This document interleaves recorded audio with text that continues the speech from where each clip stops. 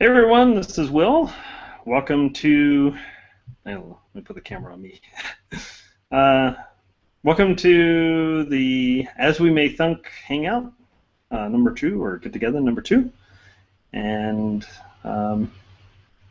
yeah, so Michael and I have a couple ideas that we'd like to talk about, and we sent out a couple of videos, maybe for hopefully people got a chance to look at, or maybe already have ideas about. And we're curious to see what other things people have in mind, but we actually have sufficient ideas where we have some proposals for hacking and so forth. So we might even get to some hacking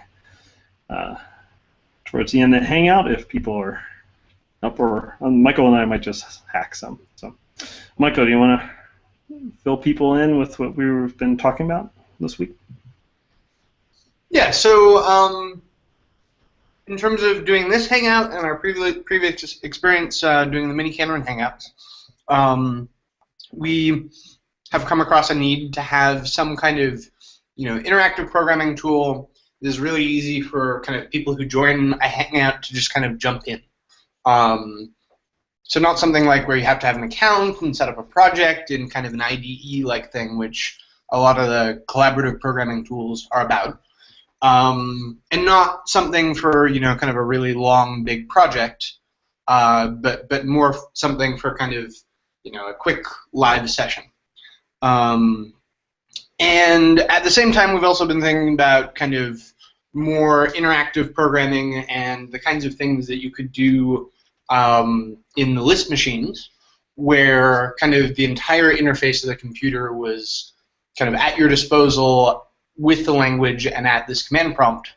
And the question is, can we integrate something like that in a more collaborative environment where you might be able to kind of have a shared environment, a shared computer that you're all interacting with, but kind of share objects between each of your instances of that machine. So you might be able to someone could write some code and then someone else could easily grab that code.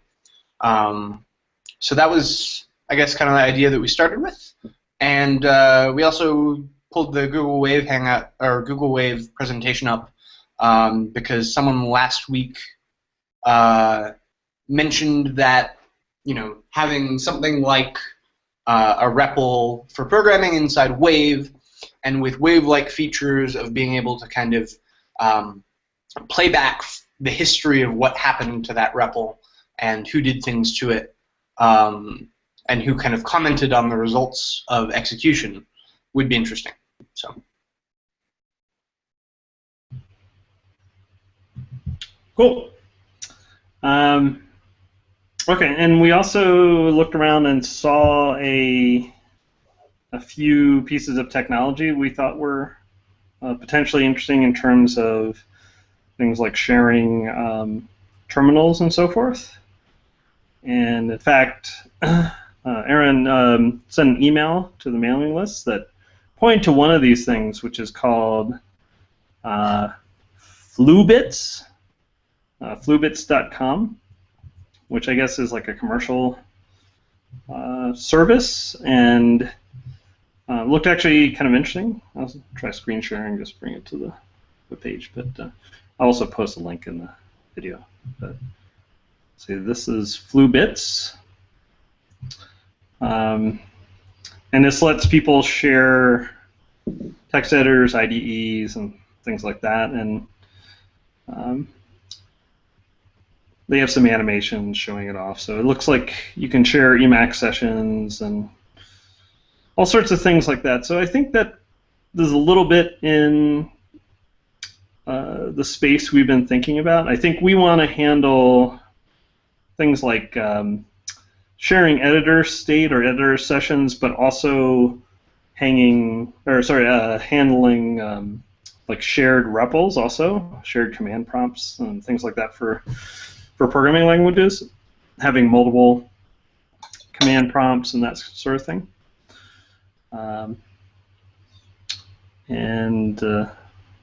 So Santiago's got a link in here. Okay, so Santiago, is this something similar in spirit?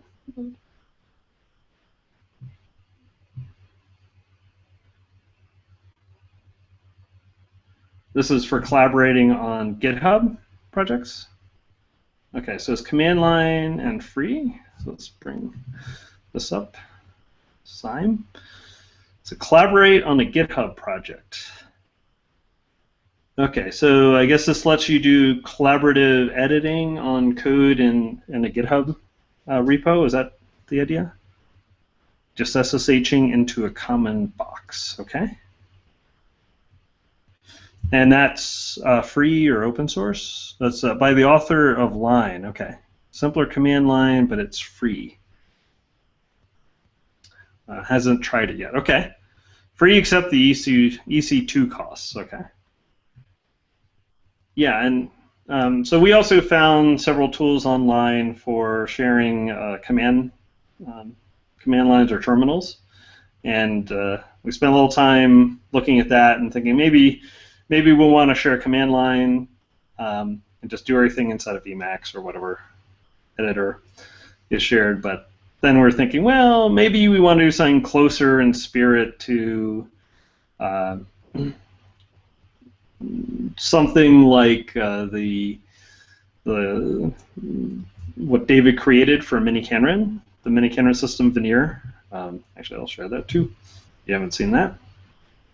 But Veneer is quite cool. There it is.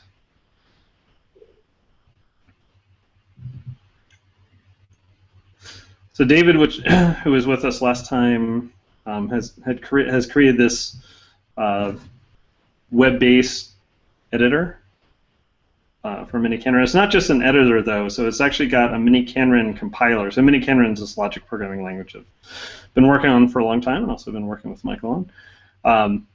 But the cool thing is this actually has a full basically compiler for Minicanren. So it's a JavaScript. It's a Minicanren JavaScript compiler written in JavaScript. It all runs client-side, and so you can run the code and generate the answers, and then write more queries down here and things like that in this box. So it's actually a really nice interface. Let's see. I think I can do like an appendo, ABC, DE. I think appendo is defined here. Nope, no appendo. I can do like a val expo. So see if I can do coin generation. Yeah, generate a coin. Okay. So this is nice, and it has both an editor and a REPL. It's all client side, but the read eval print loop obviously is only something that I can see or play with, and so we've talked about having something sort of in the spirit, but where multiple people could share their REPL. So I could maybe in this window see the REPLs for other people at the same time, and copy and paste and move things around. And once we started talking about copy and paste, then that led into the idea of sharing objects and sending objects over the network and all those sorts of things. So that's kind of what we ended up talking about at the end last time. Or basically what Michael and I were talking about this week. I think that was on Sunday.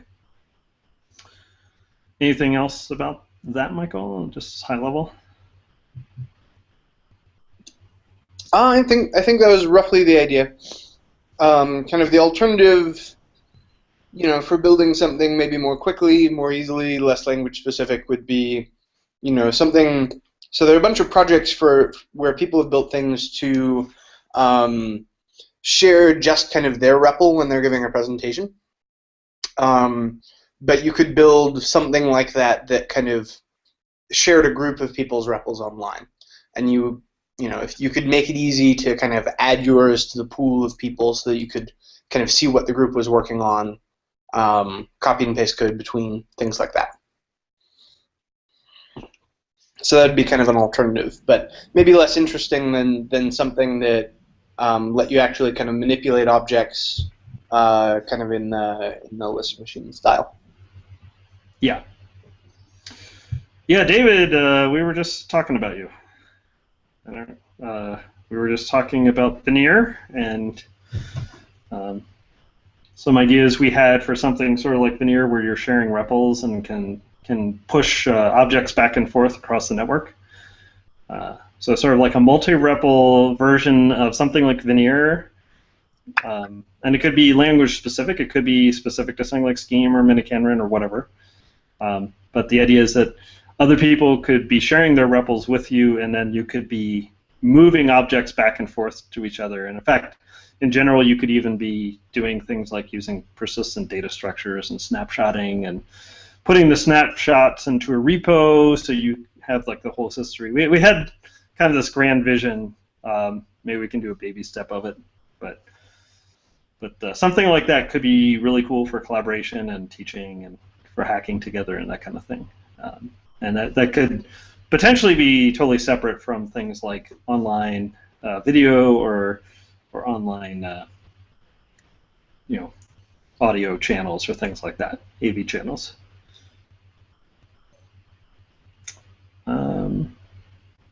So Bruce says LLDB is picking up a REPL mode this week, with it being extensible to support various languages. Right now, no languages are supported in open source.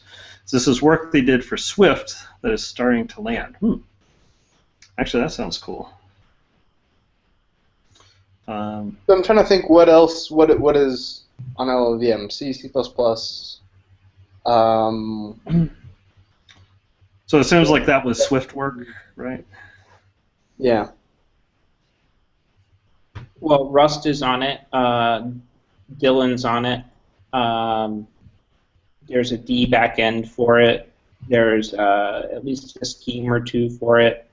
The Go people are doing, Julia, I guess, also. The Go people are doing LLDB support for Go.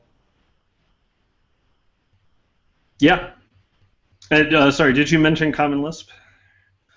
Apparently there's Class. Yeah, Class. Class, there's Common Lisp also. So yeah, he's not really generating dwarf debug data yet, though, in a reliable enough way for LLDB to deal with it. Okay, well, it sounds at least there's within a year or two. So would the LLDB REPL be kind of just for debugging, or would it kind of give you some of the other capabilities that people do with Lisp systems, like modifying a running system? Wait and see. Oh. It's going to depend on a lot of factors. I mean, it depends on the language runtime and stuff. So like in Dylan, we could do stuff where it's like a Lisp because we are a Lisp. But C++ is a little bit harder just due to how the object model works. So you are the one who's saying that you do some kind of CLIM, I don't know how to pronounce it, or dynamic window stuff. Is that related to Dylan, or? Yeah. Can you tell us a bit about that? Yeah, so Scott McKay was working on dynamic windows and then at Clim at Symbolics. Then he went over to Harlequin where he worked on some stuff, and then he was working on Dylan. And as part of that, he did DUIM, D-U-I-M, which is basically a Dylan version of Clim. Okay. But it doesn't fully support everything. But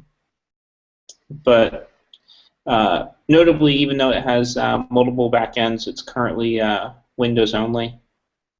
It supports having multiple backends, but the GTK one just never got the love that it needs. So the only really working one right now is Windows. So I don't know all that much about Clim and dynamic windows. What's kind of the cool thing about this system? Let's see. Did you watch the video that someone sent around? I sent it out, actually, so I have seen that. Okay, so that's kind of what's cool about dynamic windows and Clim, is that complete integration of the command line with everything else. That's not really all there in DWIM, but it is obviously there in Clim. The problem with Clim is that there's no good open source implementation. Part of that's due to the Clim spec is just not at the level of detail you need to implement it without already understanding it fairly well. But what's cool about it is you define things in terms of commands, and you have presentations, which are how an object represents itself within the user interface. And so you can map from the command back to the object back to the command, and so on. So if I'm typing like show directory, it's going to want to autocomplete for whatever the directory is, but it can autocomplete for any object that represents a directory in the UI. So Okay. if you'd previously done like a show directory, those directory objects that were shown as a result of that would be valid completions for the show directory command that you're typing now. All that stuff is very integrated back and forth. And are there any free open source implementations that would be fun to look at? There's McClim, but it's not really seen to be a good one. Okay. Probably the easiest thing, even LispWorks doesn't really support their CLIM as much anymore. They prefer to use CAPI. The easiest way probably to get a good grip on it is to find a copy of OpenGenera and run it. Yeah, okay. That has the obvious copyright and other legal issues. It does, unfortunately. So is it just kind of too hard of a system to implement, or why haven't more people built things like that? Why haven't more people built all sorts of things? I mean, it takes time, effort. I mean, a lot of things are just the people who did them they don't do that stuff anymore. A lot like if you look at what people who worked at Symbolics are doing now, a lot of them are just doing some enterprise Java stuff and so on. Or they're CTOs here and there at companies using Java and other things, and they're just not doing that stuff anymore. So what's the future plan for something like that in Dylan? Would love to work on it, but it's time, it's energy, so. Cool. We need contributors, but we'll see what happens one day. What are the aspects of Dylan that are getting the most attention right now from implementers and maintainers? Compiler stuff and LLVM support. Debugging. I spent a lot of time on debugging in the last year, probably 3-4 months full-time effort just on debugging itself. So. Are there any language changes going through, or is the language pretty much set? No, we want to make changes, but matter of time and getting a better foundation. Like we really could use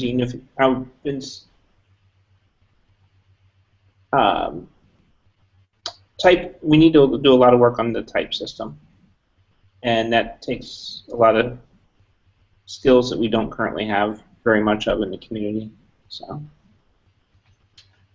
Dylan, when I think of Dylan, I think of something like Scheme in terms of the typing. Is that similar, or is there like a strong static type system that's been added on top? No, it's optionally static typed. The big difference between Dylan and Scheme is that Dylan is a class style OO to the ground. So everything is a multi-method. So whereas in Scheme you have per object type, effectively per class methods for different things. In Dylan it's just a generic function the compiler is relied upon to optimize it to be fast. So on the surface they're very similar, but when you actually are writing the code between Scheme and Dylan, it ends up being fairly different, just because of pervasive multi-methods. And Hall says that OpenGenera felt somewhat similar to Mathematica notebooks. I think to some extent it does, just due to the mix of the command, just due to the mix of the text and the command input and that. But I don't think Mathematica style notebooks or IPython have the presentation style autocomplete type thing going on where everything's much more interactive. Unless I haven't seen that in I haven't seen that in IPython. I don't remember seeing it in Mathematica notebooks. Mathematica. Oh, sorry. Go ahead. I mean, I'm not a fan of Mathematica by any means, but they really have tried to make the display objects that get printed out when you eval something like a live object, which was seemed to be a pretty strong theme, at least in the YouTube video that I saw. And they've tried to make the autocomplete and stuff better, and they kind of emphasize that at the end of the day, everything is just an S expression. So it's a closed system, and it's not clear to me that it's not a system that I particularly like, but it was like the closest thing that I could think of, at least just at the interface level. The one thing that I feel about Mathematica, and to some extent when I was watching the video, which I would be curious to hear what other people think, is that I feel like there's so many details in both systems that it's very hard to, like, it's a kind of system where if you're the one that built it, it seems like a great system to use, like either Mathematica or the system I was seeing on the YouTube clip. I've always felt that, like, they seem like these are great systems, but there's just so many details to them that you almost have to be the person that wrote the thing. And I don't know if other people feel that, or that's like a feeling I've always had, though. But that was the open genre. The sense that I've gotten from ex-symbolics people is that they're expert systems for experts. Mm-hmm. They're not really interested in. I mean, maybe at some point they might have been, but I mean, you have to think that at the time that these things cost huge amounts of money. They were expert, they were expert systems for expert people. I guess the other system that kind of reminds me of the symbolic systems is Smalltalk on the Alto, where you've got these rather large, complicated class libraries describing all of these widgets and windows and applications and all these sorts of things. And to really become a master of it, you actually have to know a lot. I mean, and one of the things I've read is in order to be successful with a Smalltalk system, you kind of have to not, and maybe it's like learning biology. You can't do a depth first search on it, right? You have to learn a little bit at a time and kind of build up your knowledge and maybe work on, I guess, one part of the application, and over time you'll learn more and more of it. But it seems like these are systems that are going to take you a long time to master, and you're going to have to make real investments in time. And it reminds me a little bit of sort of Doug Engelbart's philosophy, where if you're really going to use these tools, you have to invest real time in mastering them. It's not something you're going to be able to learn in like one sitting or a few sittings necessarily. But I guess the other thing that feels different to me about something like OpenGenera and like Git, which I confess I don't really understand. I think both with the Genera stuff and symbolic stuff and with like Smalltalk, I guess the other difference I see between that and something like IPython notebooks or Mathematica is that these are complete systems where you have the applications written in that language, and you can dynamically inspect and change the code in different applications. And your email client is written in the language. You can change email client, or you can muck around with the operating system written in the language. And in some sense, that adds tremendous complexity, and there are lots of ways to shoot yourself in the foot. But in the other sense, you have the whole system written in one language all the way down, and there's no distinction between your email client or your text editor or your operating system. And that's something it seems like you don't get with something like Mathematica. You can't, to my knowledge, you can't go in and just like start hacking the Mathematica internals or things like that. And certainly you don't have like a whole operating system that's built on top of it, applications built on top of it. I think with Mathematica, it feels like a licensing issue. So I think like those guys eat their own dog food and actually build everything in Mathematica. They don't make it so easy for you, the user, to see their source code. So they're very closed sourced. IPython notebooks, they actually feel limited, and like they're more like for a limited domain. But Mathematica, in theory, could be more open, but I don't feel that they are. Sure. So could you imagine using like an email client written in Mathematica? Yeah, I feel like Stephen Wolfram, like so he created Mathematica and he's hired people to build Mathematica for him. Like it's a perfect tool for him because he has full access to everything. But for us, we don't, and I feel like he probably does his email in Mathematica. Maybe not, but he certainly could. Sure. Yeah. It's sort of like Emacs in that sense, I guess, right? It's like it's not really an operating system, but you kind of have the power of But Emacs truly is open, right? So it's not quite like, But yeah, but I feel they're similar, actually. I feel like for Richard Stallman and Emacs, and then Wolfram and Mathematica feels similar. The way I describe it to some people these days, it's a dangerous word to use, but the sense of craftsmanship, and that, you have tools, and you have an intimate relationship with the tools that you use and the work that you do, and it all is an experience that fits together, rather than just that's something that unites all these different things: the IPython, the Mathematicas, the Emacs, the Vim, and the Open Genera, the Smalltalks. You're really, and like what you can do with LLDB, it becomes a tool of where you have tight control over what you can do,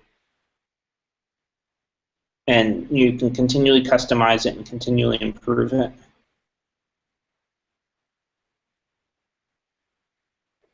So do people think that there would be kind of a small core of something like the dynamic Windows system that is kind of like Scheme, is kind of like there's at least a significant part of Scheme that's pretty easy for most anyone to implement, and it gets you kind of the core functionality of the language. Is there kind of an equivalent of that for something like the dynamic Windows systems?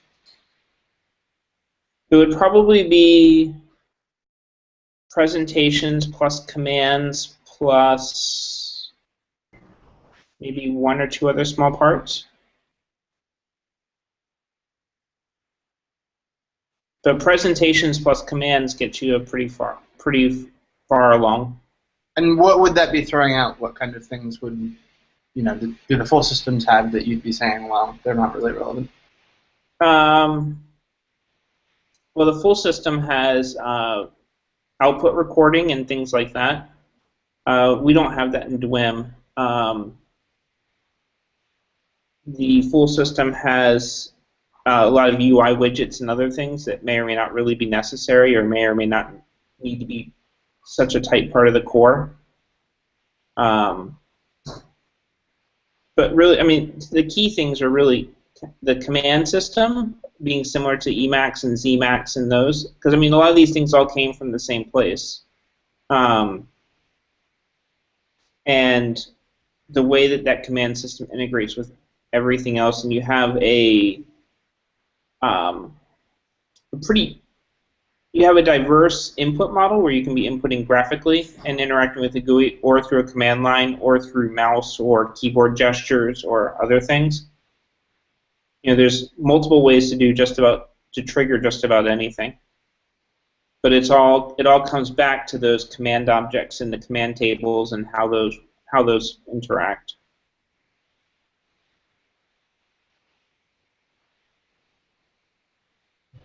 And that code's actually fairly self-contained and small in comparison to the rest.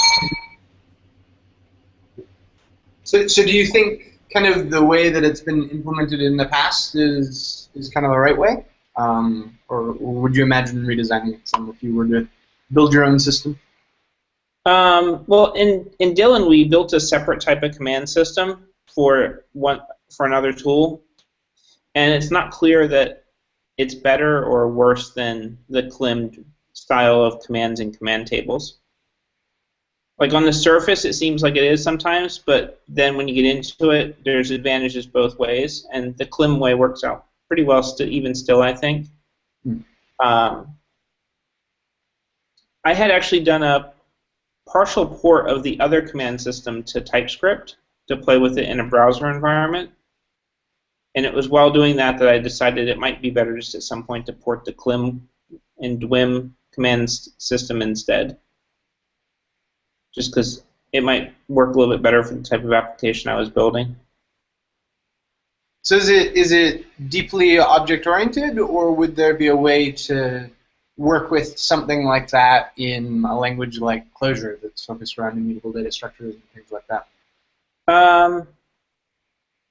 Is it like fundamentally immutable? It would probably carry over to Clojure fairly well. If you get in touch with me separately, I can walk you through some of the code sometime. That'd be really cool. But it would be the Dylan version of the code. All right. Well, I'll have to do a little bit of learning on Dylan before then. It's pretty readable, so I wouldn't worry about it too much. I've got a question for the people who played around with Lisp system, Symbolics and all that in general, and also Smalltalk or any of those sorts of systems where it goes all the way down.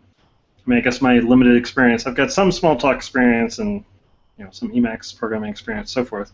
But I at least kind of love the idea of having all the applications written in the same language and being able to go in and play around with it, just like I can change Emacs while it's running and add functionality and all that sort of thing.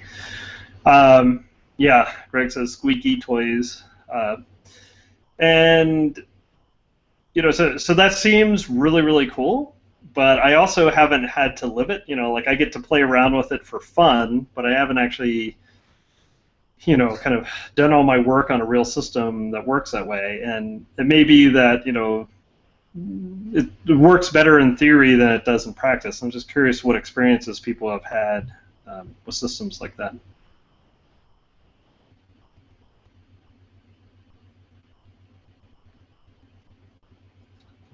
Nahal, have you, when you were using Lisp machines or OpenGenera or whatever, were you playing around with different applications or anything like that? Yeah, I'm not never go all in, so I wouldn't be able to answer your question genuinely. I'm kind of non-committal, sorry.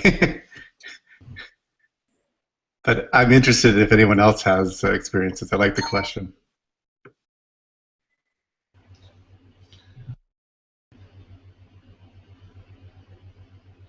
Bruce or anyone else? Have you? I haven't gone all in on that. I've been in some other systems that are layered on a small bit of C, and then everything above that's built within it.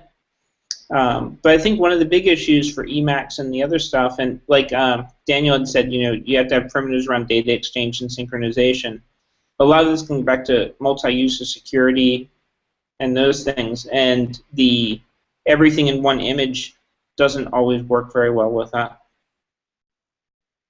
in terms of managing security and permissions and authentication and all that. It can be more complicated. Sure. Do you think that, well, I guess one of the things I was talking to Michael about is, with persistent data structures and, modern cryptography and hashing and blockchains and, the model used by GitHub or Darks or things like that, do you think that we've learned enough now where we could design a system that would be multi-user and secure and things like that, or is that just an inherent problem? It's called an operating system, and you run everything as separate processes.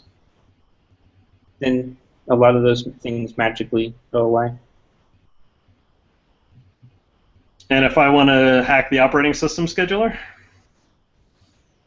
Depends on what you're doing. If you're running each thing as a separate VM or something else, you might have those options. I mean, at some point, I don't know if we're ever going to see a system that's that way all the way to the metal again. But for all the higher level stuff, a lot of it can be multiple processes.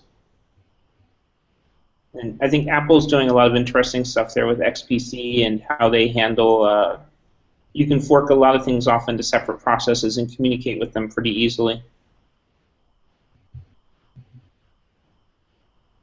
So it's XPC?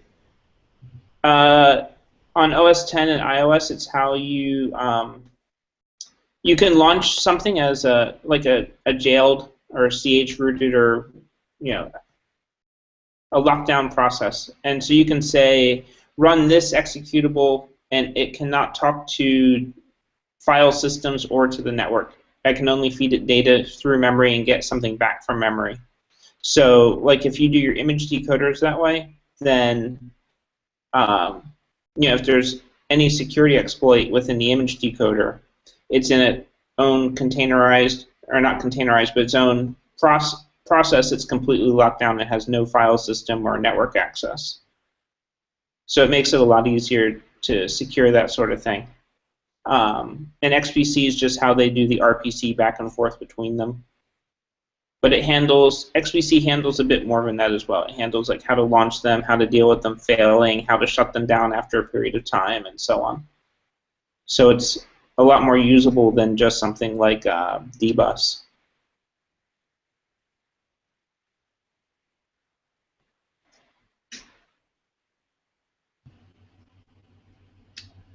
Daniel has a few comments. And so ultimately, if you want collaboration, I think you need to have primitives around data exchange and synchronization also.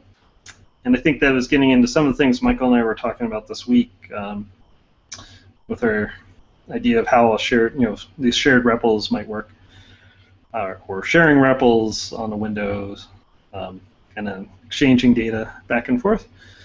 He also says, I think we can solve the problem of attribution from cryptography, but I think it's a separate question of solving hostile input. There are also similar systems to that in the Linux world, like seccomp. Okay, so I don't know about seccomp. Is that sort of like the moral equivalent of XPC? No, not exactly. But seccomp is more as I understand, it's the side that helps you lock things down, rather than the side that helps you communicate with the things that you have locked down.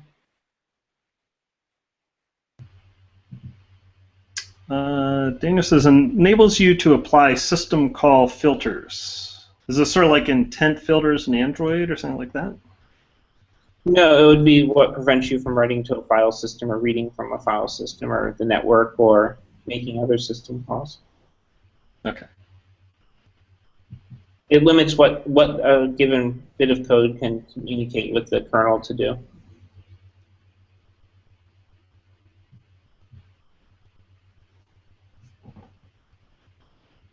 So if we were to imagine a kind of Claymore dynamic Windows-like system that was network-enabled and designed to run in the browser, each person might have an instance in their own browser, but they could communicate in some way.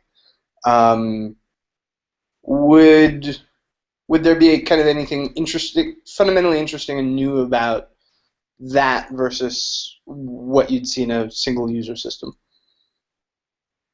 You'd probably want some sort of data model with operational transform. Yeah. I mean, that's where the real work is probably going to be, is not in just the UI that's on it, but the underlying data model that supports it all and handles the synchronization. So I don't know too much about operational transforms. Can you describe what kind of things have to happen there? Probably the good examples for that is,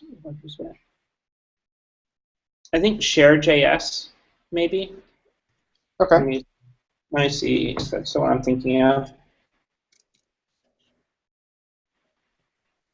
I think share.js had a good bit of information available about what they do and how they do it. Yeah, that was the one. I'll post the link in the chat. Cool, thanks. Because they have some notes about how to do these sorts of things across text documents, but also JSON documents and maybe arbitrary graphs. I'm not sure if they have the arbitrary graphs. But, I mean, it's the same sort of stuff that was underpinning Google Wave. but Share.js is a much simplified version of it. Yeah. Trees. So I guess what makes the problem hard? I don't even know that much about it. I'll let Daniel answer that one. Okay.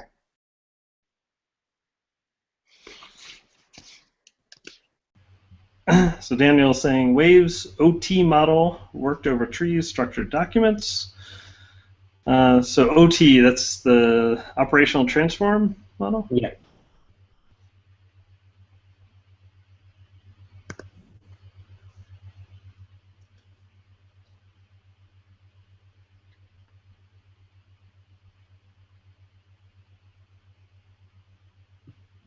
I could share my 2 cents Yeah, please. while we're waiting for typing, which is one of the issues is how to deal with concurrent edits. And so you want a system where you have a data structure. Then there's also a language of diffs and edits that can happen on the data structure. And that's the kind of information that the various clients are going to be sharing amongst each other. So they'll start with a document, and then they'll share diffs to the document with each other. And then ultimately what you want is a consensus algorithm that will eventually lead to a consistent state across all clients. And that's where the theoretical work comes in, is that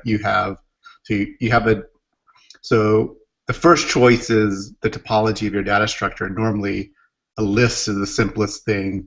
A tree gets pretty hard. A graph gets really hard. Then there's the types of edits that you allow to the document. Do you allow subtrees to get switched or whatever? And then that makes the computation cost be complicated. But then ultimately what you want is a way for clients to put sequence numbers on things and kind of pass the information around so that eventually things become consistent. That's my understanding of kind of this family of algorithms.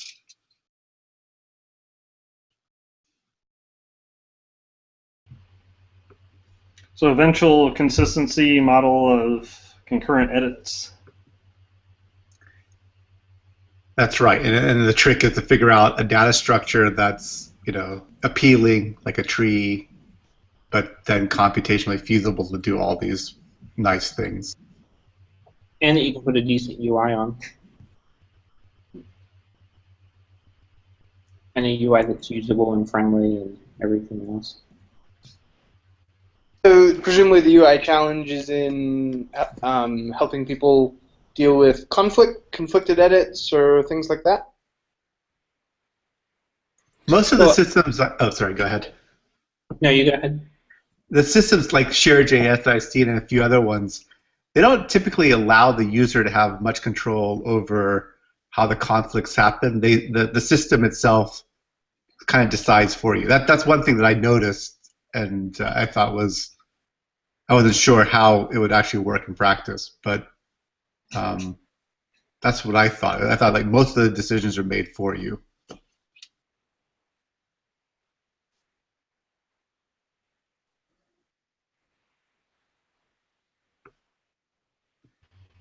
So for instance, source code, it's not clear that this is the model you'd want, but like for a chat conversation, it may not matter, whose edit goes first or second, So that's a question I actually had, like, would this actually work for something like source code?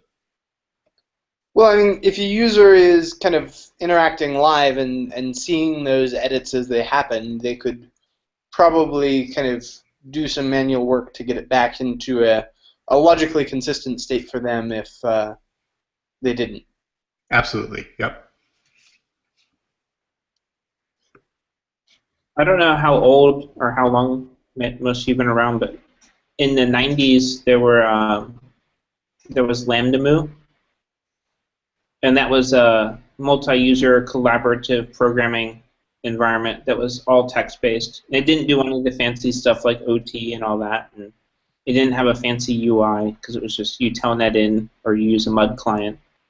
But that was an environment where everybody was writing their own code, doing their own thing, and it wasn't so much about necessarily collaborating on the same body of code, but it was about collaborating on the same environment and the same world of code. I haven't heard of Lambda Moo. That sounds really cool. One of my friends became obsessed with Lambda Moo recently. He just found it, so he really, really, really got into it. And he showed it to me, and I started playing around with it a little bit. It was actually really cool. What was cool about it, Will? Well, you could just program it in this this very fluid way, and different people were writing different pieces of code. I guess in the same time in this distributed way, and the system could. I don't know. It was a really cool way to explore the effects of your programming, and you could play essentially all sorts of pranks on people by being better programmers. So you could either kind of play it as just a standard MUD, or you could play it as almost like a Core Wars style, like trying to see who's the better hacker. Anyway, it was neat. Yeah. Go ahead. We used to use them for collaborative chats and like workplace environments and things like that also. And then we had bots that, now everyone's excited about Slack bots and those sorts of things, but people have been doing that stuff in Lambda Moo for over 20 years now. When the web was first starting off, people then started writing, bots that would go out and search for you and bring the results back into the Moo, that sort of thing. Bots seemed to be one of the things that the Wave people were promoting. Well, now you're getting bots on GitHub. So what's the difference between a bot and an agent? I remember seeing an interview with Alan Kay a while ago. I think it was maybe in the 90s, and he was talking about how agents were going to be the next big thing. And I remember in the 90s there was a lot of excitement about agents. So either the agents thing didn't happen, or it happened and we don't call them agents now, and I'm not sure which is which. Bots are really fun. I think that's one thing. Like, agents feel very enterprise, but like I think there's like Qbot on Python, and there's like some Ruby bots, and they're just like really easy to hack. So they're not, I'm sure there's a scheme bot as well. So it's sort of they're probably like technically the same thing. I don't know, but when I hear the word bots in the last couple of years, it's sort of like it's usually based around either Qbot or some Ruby-based bot, and they did basically listen to a chat group or GitHub or Twitter. So they're very organized around social media sites, and so that it's not maybe the answer you're looking for, but that's kind of the way I see it. It's like there's these social media sites that either GitHub or whatever that got created. Now people write very small Ruby applications that do random fun stuff. I think agents used to have some sort of sense of autonomy, yeah, where bots were more command and control. Yeah, it's like these agents are moving around the internet, and I guess part of the view at the time was if I wanted to get an airline ticket or wanted to do whatever, I would dispatch this agent that's going to move around the web and like act as a broker and do different things for me intelligently. And instead, I actually like go on Expedia or whatever and do a search, right? And I don't know if the sort of improvements to search and things like that kind of got rid of the agents, or I'm trying to think of cases where I have something moving around the web for me, trying to execute like rules, and transactions on my behalf, and signing contracts for me and so forth. I don't really know of anything other than maybe searches inside of email or RSS feeds or something like that. So Daniel says, if TTT, I guess is how you pronounce it, is perhaps an example of a modern manifestation of agents. If this, then that. Okay, that's what it stands for. Or kind of like the old Yahoo pipe stuff from 10 years ago. I never used that. So how was that working? Was that? If this, then that's a much better version of it. Okay, so basic. I mean, is this beyond things like email? Like what? So how does the if then that? How do I? Anything, something can post to a webhook or it can post to something else, then if this, then that can receive it and respond to it and trigger other things that are also webhook based or otherwise. Post this to that, or automated systems based on rules.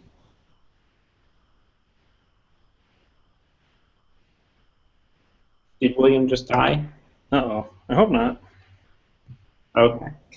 Your screen went black, and now I'll make your work. Yeah, trying to screen share.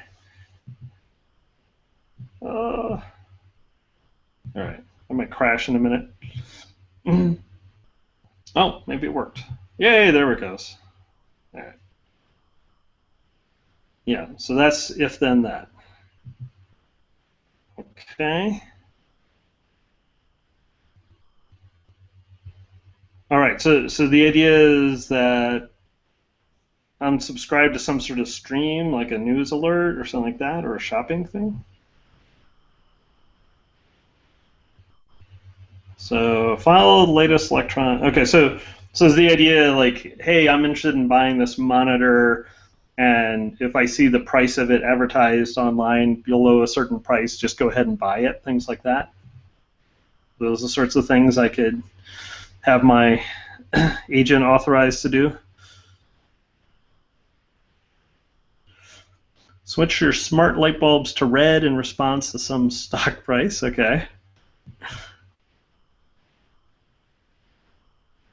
Okay. I guess I should play around with it a little bit. I remember hearing about it, but I've never actually used it. One thing I've always wondered about when I saw if then that is, like, on the one hand it feels like, oh, I could just write like a 10-line program to check this web page and then email me, because it seemed like that's the kind of thing that you would do with it. But then on the other hand, the thing I realized was, like, when you're programming against events that are rare, sometimes it's nice to have a visual log of like when each step executed. And so there's something to be said about like clicking a bunch of widgets on a web page and setting up the little rules that you wanted, because when they finally trigger, you kind of have a nice visual representation of what actually happened. But I never actually used it. So is that a failure of the languages that you'd be programming in? No, I feel like yeah, well, that's right. Like, I feel like a lot of languages, like, they compile very quickly. Like, they compile too early, whereas sometimes what you want to see is like very detailed trace information without adding, print lines, for instance. That's one of the things that came up. And somehow when you make a very simple tool for people that has a bunch of buttons on it, you kind of get tracing and a bunch of other stuff for free, because almost because you need it, because it's like a rare event that you're programming to, so it's just sort of natural. I don't know. But I was surprised that I actually thought, oh, actually this could be useful for me, because when you're programming against rare events, it's nice to have that sort of visualization.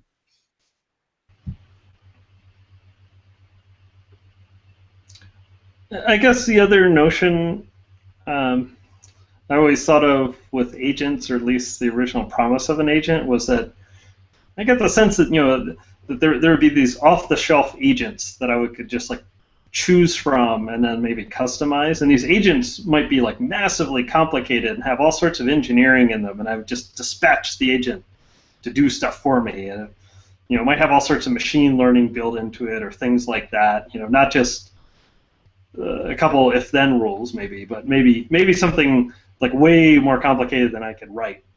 But then I guess also the danger was I might not be able to understand exactly what it's doing. I guess maybe I could set threshold values for something like that, but that it would have a lot of smarts to it, and this is something where I could just go to different agent vendors, and that many people would make agents for doing something like getting airline tickets or whatever. I think there is one place where that model exists, Will, which is high-frequency trading, right? So what happens is all these investment banks will have agents that go trade stocks for different people, like with different like crazy algorithms, right? And then if you're like some basic investor, you go to these investment banks, and they'll give you a list of agents, like a menu of agents, and then a cost for each one, and then these guys, and like that's actually a business that exists. Like, so that's a place where I do believe agents. It's not clear whether it's any good, but like what you're talking about doesn't exist for search, but it does exist for trading. Yeah, that's a good point. I guess and then the other part of agents, I guess, is that the agents were somehow going to learn my preferences, or I'd be able to express my preferences. So for Expedia, it might know that I want aisle seat, or it might know that. Well, I guess for a specific trip, I could kind of through the search, specify how long my layover I want, but I guess I could tell my agent that, hey, I don't want to be sitting for more than 6 hours if possible, or I want direct flights, and this is going to have some persistent state that it's going to capture, and I could add all sorts of very sophisticated preferences, or maybe through watching lots of behavior on my part, it could infer kind of what my preferences are, that kind of thing. Whereas right now, I kind of, with the search-based systems, it seems I have to be very, very explicit about that. And often, it doesn't, if I went to Expedia versus, Orbitz or whatever, that information isn't going to translate. I'm going to have to do it myself. And for the search, I'm going to have to probably, very explicitly enforce my preferences just by which individual legs of the trip I check. But so for the online trading agents, is there any customization that would happen if I were someone who just wanted my own bot? Can I customize it much, or is it just it happens to work a certain way and that's what I get? No, you can't customize it, but not at this point. But there are at least systems where people go off and do machine learning, and then they sell it to people saying, hey, we designed this crazy agent that can do something that's much better than most people can do. But they're not smart enough to learn your preferences. That doesn't exist yet. Yeah, Daniel pointed out that part of the challenge is lack of interoperability or programmatic APIs to a lot of services that might actually be interesting to interface with the agents. Most companies offering services seem to prefer locking you into their proprietary data silo, where your interactions with the system feed into their secret sauce rather than empowering the user across different platforms. And Santiago agrees with that, and I think I also agree with that. I guess that's the way it works. It's a future that didn't quite arrive. Sorry, can you say that again? It's a future that didn't quite arrive. It got derailed. Yeah, that seems to be the case. I mean, I remember one of the main Smalltalk implementations was called Smalltalk Agents, right?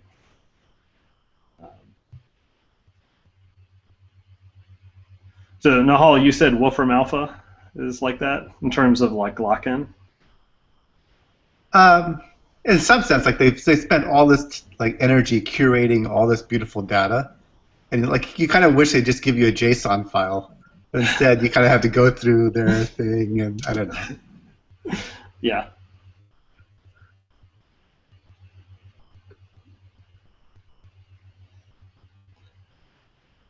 Okay, so I guess to bring back this somewhat ranging conversation to the thing Michael and I were talking about this week when we were playing. What is it we'd like? So I I think I talked about this a little last week.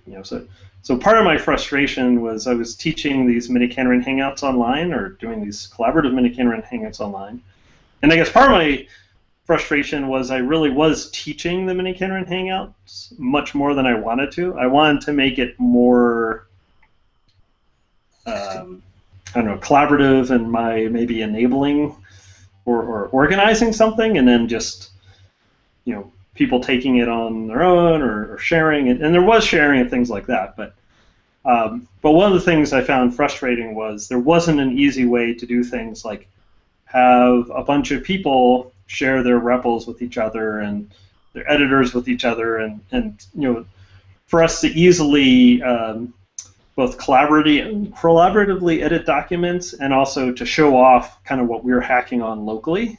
And I could kind of imagine something where there are 10 of us, and each one of us is kind of hacking on our own variant of something, or a couple of us are pair programming or whatever. And we want to be able to share with other people very dynamically, anytime we want. It's like, hey, let me push this REPL to you, or let me push this editor to you, or let me push this state to you. And I can push a state to you, and then you can try running something in my REPL in my state. Or maybe I just push my REPL to you, and you can just interact, execute commands that will run locally on my system, or something like that. I can imagine the system is very, very dynamic, where we can maybe have some shared session that we're all interacting in together, but we can also each have our own sessions that we're sharing with other people in small groups, and then anytime we want, we can share that with other people, and they can play around with maybe a snapshot of that environment, and all those sorts of things. That would have been really cool to have, I think, with the mini-Canron Hangouts, and or for teaching programming, or just hacking around or whatever. So can you describe a specific use case where kind of simpler tools might kind of not be enough? Well, I mean, I guess I'd be very happy if simpler tools would be enough, but I didn't know of anything that made it really easy to switch back and forth, I guess I'd say. Right? I mean, with Google Hangouts, for example, like what we're using right now, it's relatively simple for one person to share the screen, right? But then they have the attention of everyone, right? If 3 people want to share the screen, you can only click on one screen at a time. If I want to share the REPL, I can show you a screenshot, or I can screen share and show you my REPL, and you can see what I'm typing in. You can type it in locally, but there's no way for you to get my state, right? There's no way for you to enter commands directly, and it's not. I mean, we could try doing something like a shared document. We could try editing some code together with like RiseUp or something like that, and that way everyone could edit it, but that doesn't have a REPL, right? And we certainly don't have a way for multiple people hacking on different things to easily share, their sub-REPL. So I guess the use case is something like during the mini-Canron Hangouts, we might be playing around with an idea. Sometimes we'd want to try to experiment with some mini-Canron code. Like one time we were writing sorting algorithms in mini-Canron and playing around with running those backwards. And different people in the Hangout had different algorithms they wanted to implement, or different ideas of how to implement one algorithm. So everyone was kind of like hacking on their own. But the only sharing we could do was like clicking on one person who was screen sharing, if they could even get the screen sharing to work properly, at a time, right? There wasn't an easy way to see what several people were doing at once and kind of, just click around and see that. Or if someone did have something that was cool, like I couldn't play with that system other than them uploading something to GitHub and then my loading it into, the command prompt or Emacs or whatever. So one person codes something up, and then you want to interact with kind of that result afterwards. Yeah. So I can imagine saying, or maybe 4 of the 10 people, have a proposed, their own proposed implementation, right? and it'd be really neat to be able to sort of, with seamlessly switch between those different ones and kind of play with it. So really simple version would be someone at the start of the Hangout posted a link to the thing that sets up an AWS instance to hack on a Git repo, and lets certain Git users that you specify kind of SSH into a shared tmux session. So imagine you had that, and you had great tmux foo, which I don't, but and you split that such that there was kind of a window or a pane for each person to kind of play with their REPL. But people would be able to kind of grab a different REPL if you wanted them to. Okay, break that down. Okay, I have no tmux foo at all. I've never used tmux. So okay, explain to me exactly how all that works, right? Well, okay, so tmux I think stands for terminal multiplexer. Oh, okay. No, Nahal, by the way, said exactly the feeling I want. I want something like the feeling of chessboards in the park, right, where a bunch of people are playing chess and you can just kind of walk by the chessboards, right, and then sit down next to one of them. Yeah. Right? That's the feeling I want. I want to be able to kind of move around, do different things, very, very seamlessly with very, very little overhead, I guess. So let's imagine that Nahal says that tmux can be shared.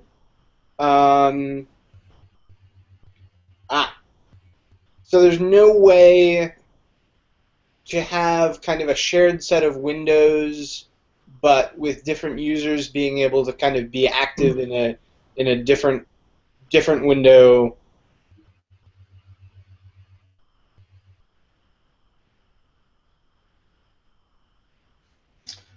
So we're getting some proposals in chat here based on things like Git branches and let's see, shared terminals, Hangout in parallel, and things like maybe having a tree. Yeah, go ahead. Or flubits. Or flubits. Maybe flubits is this. Maybe flubits is the thing I'm looking for. I should try. The disadvantage of flubits is that it's not free and open source, but you should definitely check it out. Yeah, I'd be very interested to see how close flubits is to what I have in mind, or if it lets you do that. Yeah. All right. So it sounds like the tmux thing wouldn't quite work just because of how tmux works. Okay, so can you explain? Pretend I've never used tmux before. Okay. That's not really. Have you heard of Screen? Have you used Screen? Sorry, have I used Screen? Yeah, GNU Screen. Yeah, I think I used it once. So what does that let me do? Split my screen in half or something? Yeah, a couple of things. So one is that it sets up a persistent state that you can kind of disconnect from and reconnect to. So if you're SSH'd into another machine, as Daniel's saying, if you're SSH'd into another machine and you need to launch something that you want to come back to later, but you have to close your laptop or whatever, you can put it in a screen or a tmux session, disconnect from that, and later come back and reconnect to it. Okay. And within tmux or screen, you can have different tabs. You can split your kind of terminal pane into multiple windows to deal with multiple terminals. Kind of all within a terminal instance instead of using a GUI manager for that. Okay. So that's Screen. That's Screen, not tmux, right? No, so Screen is a GNU thing. Tmux is a BSD licensed thing. But it's basically the same thing then? Pretty close, yeah. Okay, so it allows me to split my terminal into multiple sub-windows and run multiple things. Is that the idea? Yeah, yeah. and create a persistent session on a remote server that you can disconnect from and reconnect to. Okay. All right. So say I had that running, and the idea is that I have this set up on a server, and all the people I want to. Yeah. So what we found is that it doesn't quite work. I was dreaming that it would work in a way that is not quite how it works. But the thought was that you could basically have a single server running a bunch of different terminal sessions that people would SSH into and be able to kind of split and see each of those terminal sessions. And then kind of grab one and interact with it. But Tmux is more set up to be kind of single user. You can't have different people like typing in different sessions at a time.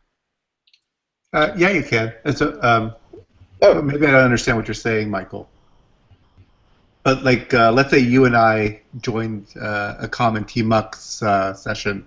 Yeah. We'd both be typing at the same time. I do that all the time. That's like the best part of Tmux. No, but can we split screen between two different terminals, and I type in one and you type in the other? Yeah. Yep. So we could create one Tmux session with two different frames or windows. I forget what they're called. They're called panels. Two different panels, and you could be typing in one panel. I'd see what you're typing, and you'd see what I'm typing. Or we could clobber on top of each other in the one shared panel, which is what I typically do. Okay, so Greg was saying he thought that wasn't possible, so that's why I was believing what he was saying in chat. So there might be some confusion. How do you get to split controls? Bruce said there's an old. Oh no, Greg is right. Actually, Greg is totally right. That's right. The cursor only gets on. No, Greg is right. I apologize. Yeah. Yep, he's right. So if Tmux works the way that you and I thought it worked, Nahal. Yeah, it would be great. Then that could be a nice solution to kind of the problem we're describing. Well, we can launch two separate Tmux sessions. Yeah, but the trick is you want to be able to split screen between them, right? I want to be able to drive my terminal while I watch Will's and copy and paste text from his into mine. So like iTerm on the Mac or something like that, it's pretty good about doing. So basically, in fact, a lot of iTerm people, instead of having Tmux do the windowing, they have iTerm do the windowing, and then they have multiple Tmux sessions. Yeah, sure. But the trick is that I don't want every participant in the Hangout to have to kind of do a whole bunch of work. N squared pretty quickly. Yeah. Yeah. Did you all figure it out yet? So Bruce is right. There's the old talk Unix command. That's something I actually know about. Tell us about it, Will. I'm too young for that. You can talk to someone. It was like a terminal chat. You can talk to someone on a remote system, or I guess maybe it only had to be on your own system. I don't know. I certainly use talk a lot, like with friends who are on Unix or whatever.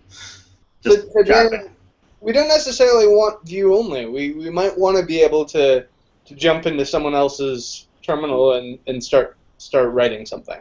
Well, yeah. I mean, I want to be able to do something like type something into someone's REPL they've shared with me, or like maybe someone. I mean, ideally, the state. Ideally, the owner of a REPL can have some access control and say, yeah, Will's allowed to mess with it or not. But yeah, or they can also like snapshot a state or spawn off a couple of do like a fork or something, right? And send off a couple of copies of REPLs to different people in that initial state. Or if you had persistent data structures and you're doing a closure or something, maybe you can snapshot it that way. Yeah, so I guess my question for you is, how far would it get you if you had basically a server where you had a bunch of these REPLs going, but they were just normal terminals, and they didn't have any special language-based features. Would that kind of be powerful enough to be super useful, or is there important use cases that rely on these abilities to actually send objects between them? Well, given I've got nothing at all to compare it against, I don't know. I mean, I guess I would take something I could use, and then I would have to try it. I mean, I can imagine far more sophisticated systems than just having some shared REPL, but having a shared REPL would be useful. I'm just wondering what the specific use cases that you're imagining that would go well beyond that are. Oh, well, I can imagine all sorts of things, I guess. But, certainly something like snapshotting things, right? So that I can play around with something and then go back to where I was could be useful. But, well, I guess what I want to be able to do is things like, okay, so here's like a use case I would like to be able to have. And things like this, like this Google Hangout. I'd like to be able to say something like, all right, we all have some ideas of things we'd like to hack on, maybe in small groups. Let's all go hack for like an hour or two or whatever, and then we'll come back, right? And then when we come back, we can have a discussion going back and forth just like we're going here, and have people kind of share the systems and play around with it in like a very dynamic way. So we go from pair programming or triple programming to mob programming to individuals programming, and snapshotting state, and maybe someone wants to make a change or suggest a change, and maybe you get a new REPL based on that. Maybe you want the old system instead. I don't know. I can imagine all sorts of things, but kind of without having something I can actually use to try it, I'm not sure. But maybe just REPLs would, or maybe just terminals would be okay. I don't know. Well, so the snapshotting was potentially an interesting, because that comes back to the question of something like an image-based small talk system, kind of having problems in terms of, is that a good way to manage state or a bad way to manage state, right? Yeah. Well, what about just something like fork? Could you spawn off, some state at some point, let people run on forks of it, and I don't know. I think there are a bunch of things you could do, or having something in GitHub fork or something like that. Oops. Sorry about that noise. Can we get some funding? Possibly. I mean, I think part of this is Michael and I want to explore some of these ideas, and hopefully, if we can start prototyping things and maybe collaborating with people here or other people that potentially could do things like get some papers out or get some funding. I mean, I think part of the problem is, first of all, I don't know how easy it is to get the funding with these sorts of things. It might actually not be so hard if you can actually have tools that are useful for online education, since that's so big right now. But I think part of it is, unless you have either a long track record of history in that area, publications and things like that, or you have specific systems you can demo or very specific ideas, then my guess is getting funding is going to be difficult, but I'm not sure.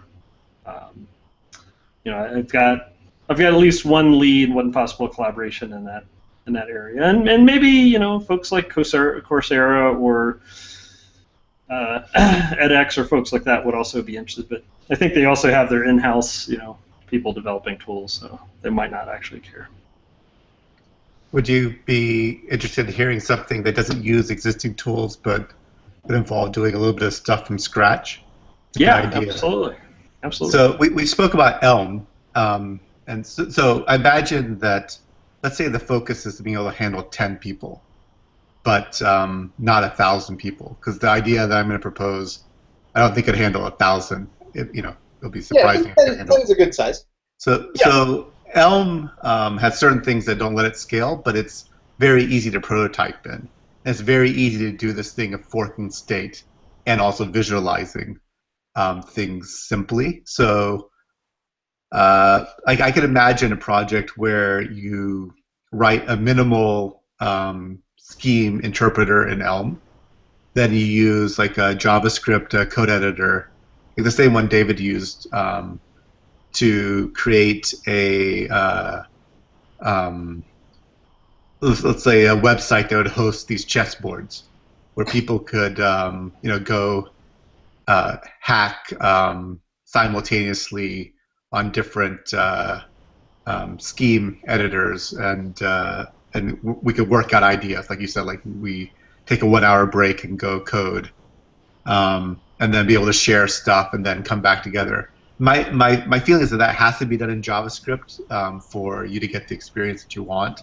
I don't think there's any good way. I can imagine maybe Emacs, but I think that the best way to do it is probably JavaScript now. And I feel like Elm has a lot of features that might be, just knowing you, you might like prototyping in it. It might get you somewhere. But I feel like it would be a month of hacking, and you probably could get to a place where you could have 10 people hacking on a very basic scheme editor, scheme interpreter. But the problem is that you're basically writing everything from scratch, from the language all the way up to the editor. Which, that's kind of whatever. But the tool, like the quality of Elm and the things that you're talking about, actually they go well, if you ask me. Well, okay, so to be clear, as far as building tools, I would personally be very happy just to have a prototype that was good enough to explore some of these ideas, where we could actually like try some sessions or things like that with people, right? Because I don't think I actually know what I want, because I don't have anything close enough to actually understand how I'd use it in practice. So, to me, having something that's a prototype to explore the ideas would be fine. There always is the issue of, well, you could be in danger of boiling the ocean, where you're going to build everything again, right? But actually, for example, for Mini Canron, what David wrote, even though it doesn't handle all of Scheme, for Mini Canron purposes, is actually quite sufficient for almost everything we do. Yeah, and I think that might actually be a good example. Like, if you want to do this Elm thing, you could probably get it so that we get 10 Mini Canron sessions available that you could hop from. So most of the Elm programming would be handling jumping from state to state and so forth. But yeah. So something like that might be a good thing to try to start with, right? Because Mini Canron is actually a very small language, and it's good. And I'm used to teaching Mini Canron, so at least that would let me experiment with this idea, right? And see how well it worked in practice, or what how well the tool worked or didn't work. And it may be like, even if I had the tool I'm imagining, maybe it wouldn't help. Maybe from a teaching standpoint, it's more of a distraction, but I think it would help. Would you be willing to, for instance, let's say you model the environment, the variable store for the environment as an Elm data structure, and then you start from there to write a scheme interpreter. So you're really starting from scratch. Because if you do that, then it becomes a lot easier to do this forking of, like, you have not just code that you're forking, but you have state that you're forking. Sure. Or even a Mini Canron interpreter directly, or something like that. Maybe that'd be possible. Yeah, that'd be interesting. Yeah. Well, I mean, could we reuse David's work? I guess David's stuff's all written in JavaScript, right? So yeah, the JavaScript compiler from Scheme, or Mini Canron plus some Scheme to JavaScript. I don't know how much of that compiler could be taken, but certainly, writing a little Scheme interpreter is no big deal. I mean, in fact, even if we only had like a little Scheme interpreter, that would be enough to experiment with the stuff that Dan does in 3.11 at Indiana, for example, right? I mean, it doesn't. Yeah, that might be a simpler place to start, because like so many people write Scheme interpreters. Well, it's kind of like something that, or at least I feel more comfortable writing a Scheme interpreter than writing a Mini Canron implementation. Yeah, I mean, and imagine something like the little schemer, right? If you want to play around with those sorts of programs, that would, you don't need much Scheme to handle that. Right. Sure. Yeah, that would. I could totally imagine doing that. Have you ever looked into Elm? I started reading the 7 More Languages in 7 Weeks. chapter on Elm, and it seemed like Elm had changed enough since the book came out that I was getting the idea, but I couldn't just like type the code in and have it work. I think. So that's the only experience I've had with it. Yeah, I mean, I don't think like my advice would be not to focus so much on the language and like where it fits in with other languages. I think what's better to focus on with Elm is just to see kind of like what the workflow is and what you can actually do with it. Because I think that's the exciting part. That's the reason I mentioned it here, is that it actually might be a language that might be able to get you to where you want in terms of prototype fairly quickly, even though, you know, it's a bit like Haskell, it's a bit like whatever, it doesn't matter. Like, it turns out that the set of tools that they seem to have assembled meet a lot of the requirements that you want, which is to be collaborative and support kind of this stateful, like managing of state in a kind of intelligent way. Okay, well that's a good suggestion. I like that. And in fact, I'm going to be at CodeMesh in London in a couple weeks, and Evan's going to be there, so hopefully I can talk to him there and maybe even have a little prototype to talk to him about by then. So let's see, some chat. Daniel said, I ran across this a few years ago.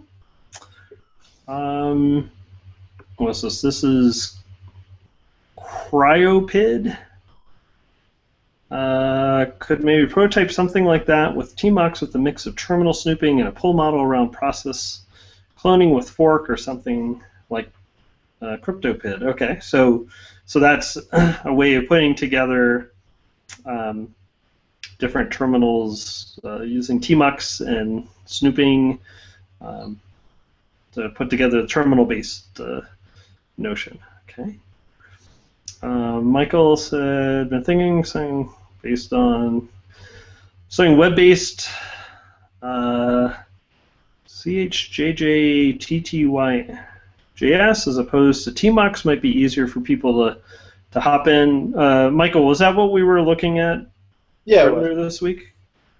Yeah. So that was like web-based sharing of a terminal. Yeah.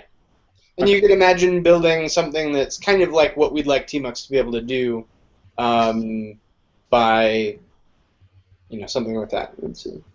Okay. Let's see. Excellent. Daniel says, CryptoPid is a way of copying a process and associated state/data. And Bruce, pijul.org. I don't know how to pronounce that. Pijul. Yeah, I just copied and pasted that whole first paragraph from their website. That just started going around on Twitter in the last few minutes that I saw. Okay, Pidgil is a free and open source version control system intended to be simple to use, yet based on the sound theory of collaborative work and using fast algorithms. Gathers most of the Flameware features of version control systems, has branches, first class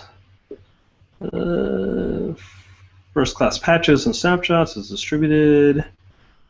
Can be alternative implementations, different languages. Daniel says, get with the usability of darks is how I heard of it. Is that a good thing or a bad thing? I don't know if that's supposedly darks is more usable than I get. Oh, okay. I've only used darks on one project and I found it somewhat baffling, but I don't think I really understood the model. But I don't understand Git's model really either, so I guess it's yeah.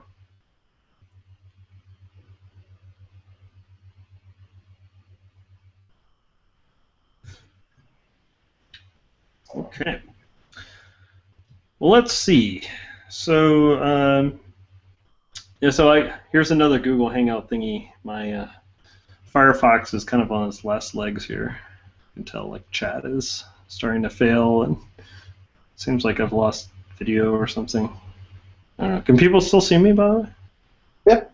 Oh, okay. I can't see myself anymore. You're black in the box at the bottom of the screen, but okay. It You're- finally caught up. You're fine in the normal window. It seems to take like 30 seconds now when I click on something. I don't know if that's some sort of memory leak in Firefox or what. Anyway.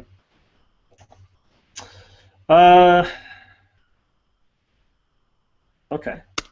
So I guess one thing that, those videos we sent out, one of those was on Google Wave, and I know some of the people here have used Google Wave.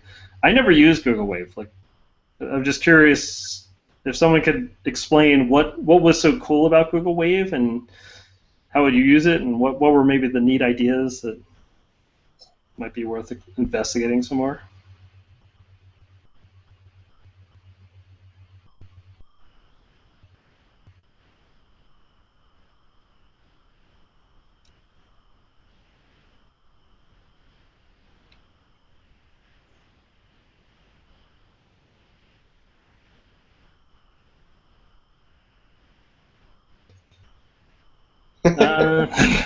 Daniel doesn't know if he can type fast enough to answer that reasonably. Okay. All right. Well, maybe I'll start talking for a minute, and Daniel can type and try and catch up. But what I thought about was cool about Google Wave, which is part of why wanted to send out the video.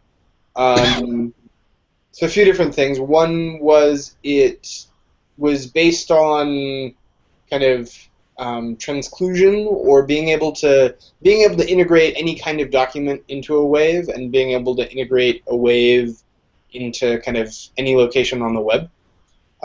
So you could both include things into it and include it into other things, which is kind of very different than what we can do with email or IM or things like that.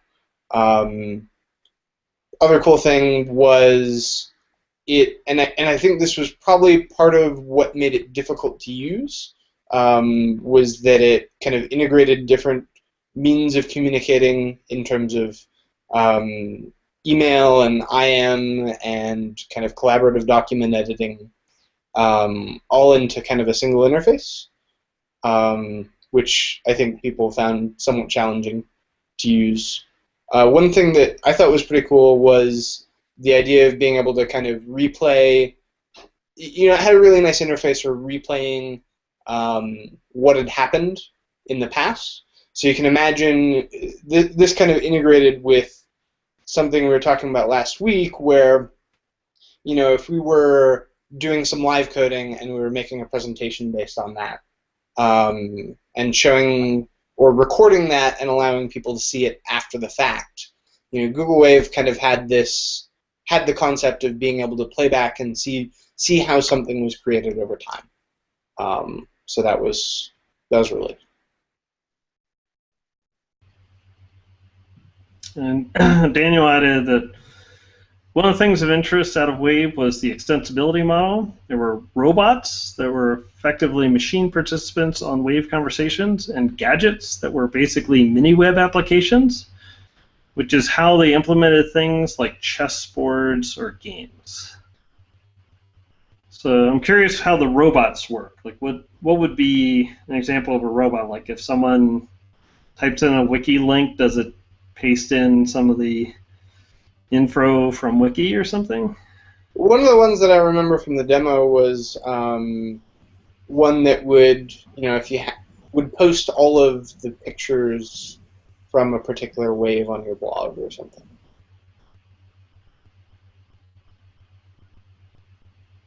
Wait, sorry, say it again. So they had a bot called Bloggy that would basically blog the wave if you added it to your wave. Okay. And yeah, Daniel said so they did have a bot that would add wiki information from a wiki link, and also they did YouTube link-ins. Okay. Okay, so I guess like inlining media or text from a link. So what are what are those ideas that would be cool to resurrect or explore in a different form, or in some sort of collaboration tool that maybe something along the lines of what we're talking about, or something different?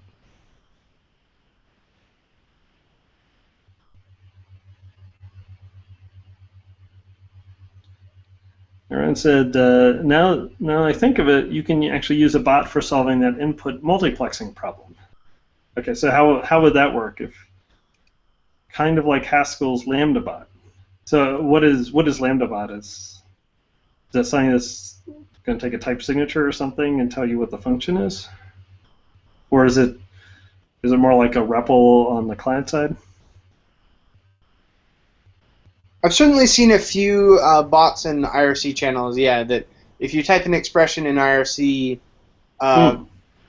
with that, as a message to that bot, it would post the result so that you can kind of show off as you're helping people, what their code should do. Oh, that's right. So at Indiana University, there was an IRC channel, and someone wrote like a scheme bot that you could type scheme expressions to and evaluate it. You can do that via Slack bots too.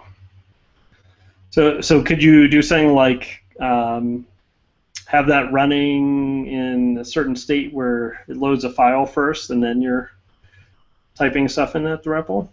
I guess maybe you could have a whole bunch of bots representing different states you could invoke.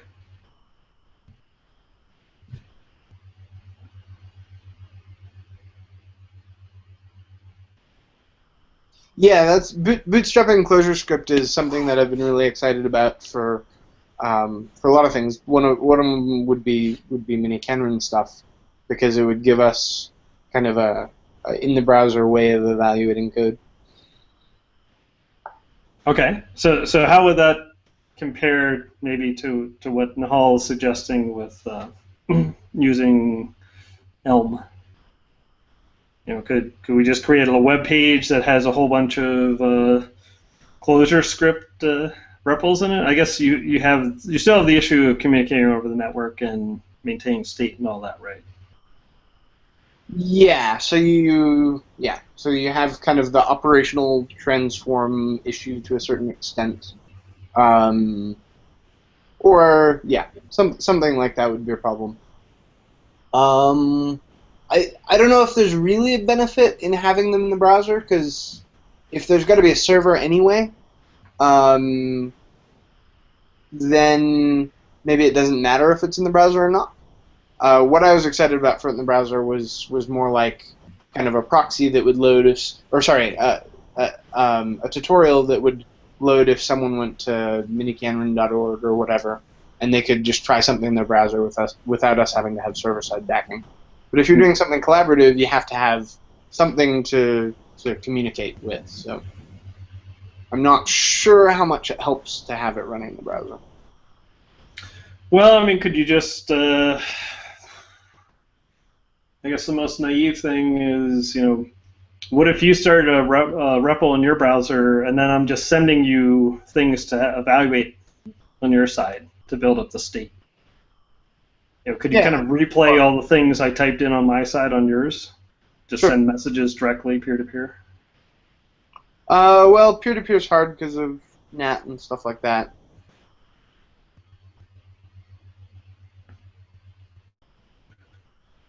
Aaron said, it acts as your REPL proxy, perhaps encapsulating each user's interaction in a different state and supporting some mean of transferring states. Is that about the bots again? Yeah, I think that would make sense about the IRC. So you could imagine the most naive thing that we could do would be to be doing all of this in just our Thunk IRC channel with a scheme bot in the Thunk IRC channel that kept open a few different REPL sessions that were numbered or something. And anyone could contribute to any of those REPL sessions by just sending a message to the IRC bot, and everyone would be able to see what was happening in the IRC channel. And where would that code actually be executed? Someone would be on have to a host server. Yeah. Okay. Would you be able to see then the different REPLs simultaneously if you want to? Well, the most so I guess you could do it a few different ways. One option would be to have different IRC channels. So you could have Thunk 1 through 10, which are just different IRC channels with different IRC bots in them.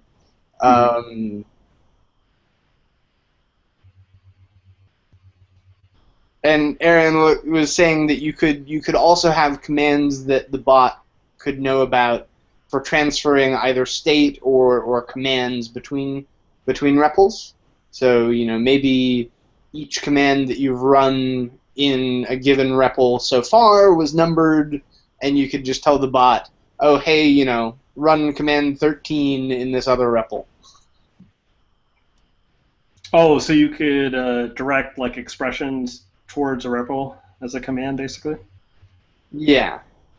That's interesting. So that actually is similar to some of the message passing stuff we were doing with that Canner language. I mean, that's a little starting to get into like MPI or PVM, the parallel virtual machine type thing. It feels a little bit like that. It's all message passing. I guess that also gets back to small talk, right? It's all message passing. Yeah, so IRC would, I guess, have a sort of interesting property of, it'd be a REPL, but it would also be supporting kind of non-REPL communication at the same time. I'm not sure if there's an advantage to doing it in IRC versus having a web client that did that, other than that writing an IRC bot's super simple. Well, I mean, can you have a web interface to the IRC that kind of you could have make it seem more dynamic? You can have that too, but then the IRC being involved isn't necessarily helpful. I don't know.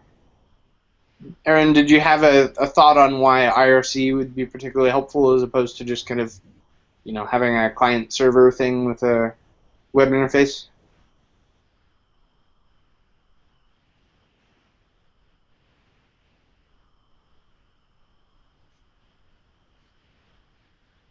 Gotcha. Yeah, so the bots reminded him of IRC. Sure.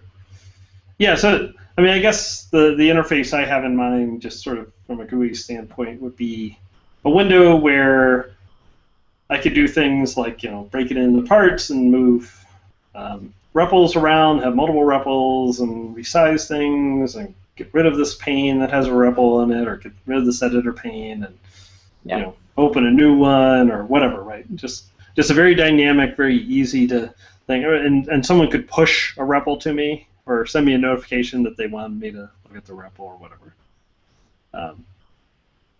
So it'd be very easy to kind of interact with people very rapidly and look at things very quickly. So it's a little bit different than doing something with Scheme, but another model might be something where you choose a language or a programming domain like fragment shaders, like the OpenGL fragment shaders, because those fragment shaders essentially have no state. So, and then they're also very visual. So you could have something where it's collaboratively developing fragment shaders. So it's like the same thing we've been talking about. You go, you join, you go to a site, there'll be a bunch of editors open, you can join them, and you can collaboratively create fragment shaders and push fragment shaders to each other and so forth. But it might be easier, the language domain is actually simpler because you don't have to worry, you just have to worry about forking code, not necessarily state of a running program. And it can be pretty, like in terms of easy for people to understand and market. Like fragment shaders are very visual and easy for all kinds of people to understand. Like I can see a TED talk being done on fragment shaders, but scheme interpreters maybe or maybe not, right?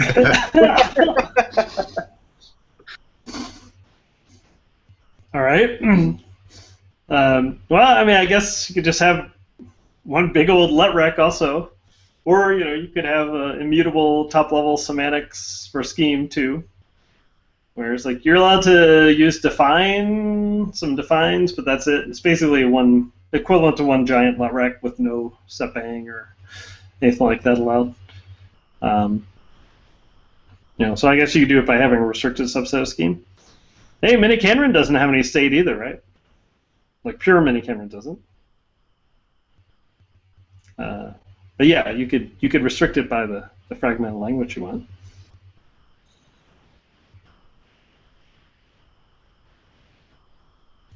Okay, Michael. Well, based on those ideas, what do you think in terms of revisiting things we were talking about earlier this week?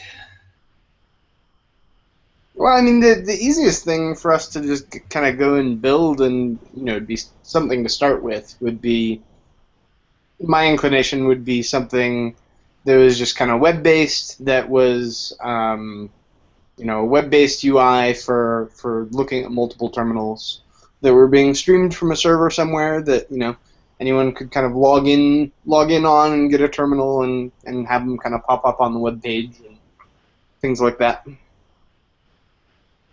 That wouldn't be language-based. That'd be kind of a different challenge, but it'd be a start of, something that you could play with for, trying it out and seeing if this, multiple REPL interactive programming thing, is something that would be very interesting. So is this similar to the TMUX idea? Yeah, but web-based. Okay, and so how would that work if if all of us wanted to do some hacking individually or in pairs or whatever, and then share it afterwards? Then what would happen? Would everyone just log in separately to the server? Like if people wanted to pair program, then what would happen? Would I log in and create a terminal and then share it with someone else, like push that terminal to them or something? Yeah. So. Would they be able to type in access control in the web interface somehow? If people were going to be actually kind of typing in the web interface, but you'd basically launch X number of sessions and then go in the web interface, and the most opened up would be once you put in a password, you could see and type in any of them. And if you wanted to collaborate with someone, you might just share an interface, share a REPL. And if we both want to type in the same file, one of us opens up Emacs, and we can both. Yeah, you might. I mean, how's that work? You'd use two different command lines there. One, and they could be opened up on the same file or something. Okay, and we wouldn't trash each other's changes when we're editing? Well, that would depend on the editor. I'd have to think about that. I mean, if we really want to do the right thing, I guess you need to do kind of the operational transform-based editor. But that's kind of a separate challenge from the REPL stuff, I think. Well, I mean, I guess there are things I've used like RiseUpPad or, I mean, even Google Docs that seem pretty good at having multiple people type and not, get into some weird state. Yeah, so you might be able to hack something together that combined kind of an existing collaborative file editor with something that was about handling kind of the REPL states. Yeah, I mean, to some extent, I'm imagining something like, I mean, if I had to just duct tape stuff together, right? Yeah. I would have RiseUpPad for my editor and have multiple RiseUpPad sessions, and people could share those however they wanted. Yep. And then I would also have like a REPL, which is similar to the REPL David has for Veneer or something like that. But I would also, be able to share that and let other people type into it also, that kind of thing. And then maybe scroll up and have all that stuff. Or, have someone be able to like fork a REPL or grab the state so they can type on their own end. I don't know. I mean, I don't know. Maybe it's not as critical that people be able to type together in the REPL. Maybe that's a little weirder. Yeah. Maybe it's more like we want to edit the same file together, and we each want to be able to have a REPL that's kind of got our own state, but we want to be able to see what the other person's doing. I'm not sure. Sure. But it would be cool if you could fork at any time I mean, there are plenty of times where I've seen someone do a demo and it's like, whoa, hold on, stop right there. I want to be able to like get the system in that state and then be able to play around with it and type in my own commands, right? So that would be neat. Yeah, so that could be based on process forking or the CryptoPid thing that Daniel linked.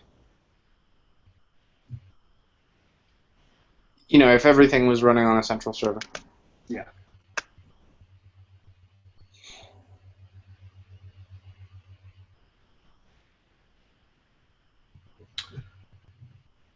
All right.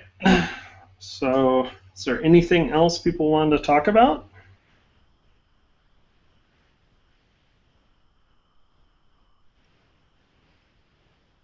Any other things people want to share or that they're interested in or, like to talk about in future hangouts or anything like that?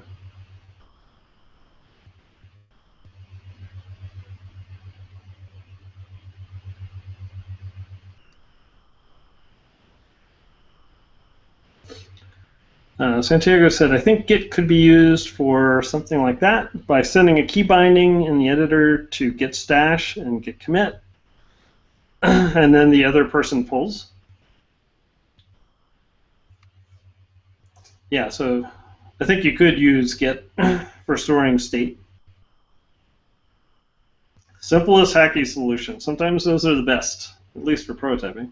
I mean, right now it's like what Will and I do if we're, at the coffee shop hacking together, but it doesn't seem as live as would really be nice for working with a group of people online.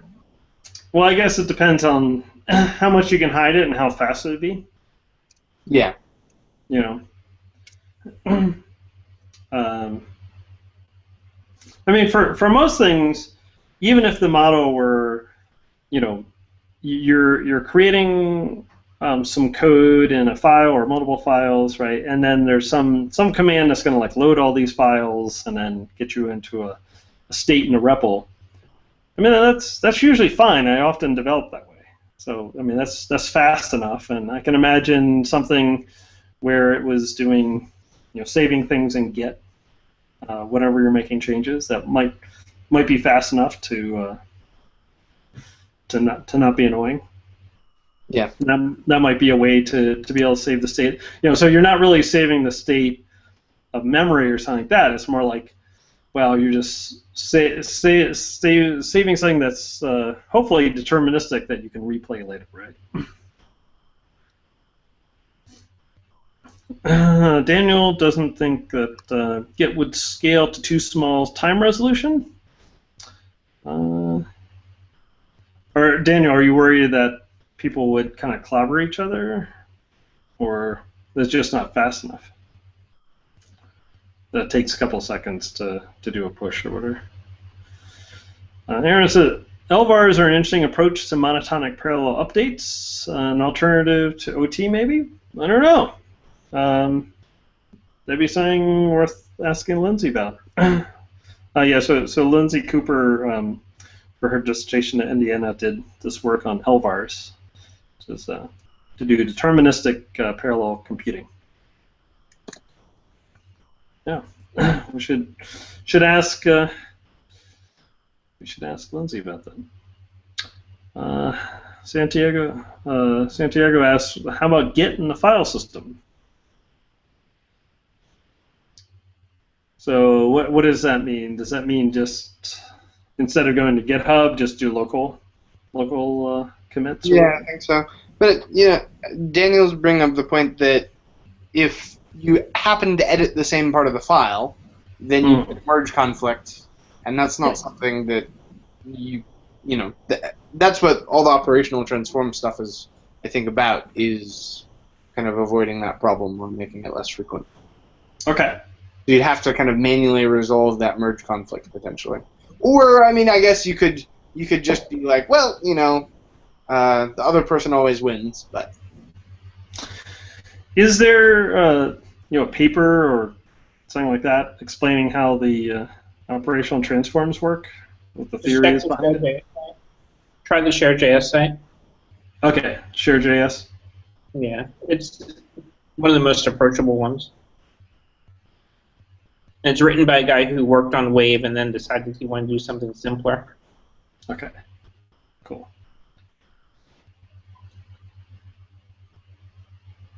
So was Jupyter. I haven't heard of Jupyter collaboration system before. Jupyter was built at Xerox PARC. It was actually based on Lambda Mu. If you want to look it up, you would maybe, I think Jupyter Windows System, Xerox PARC 1995. Off the top of my head, I think would be how to find it.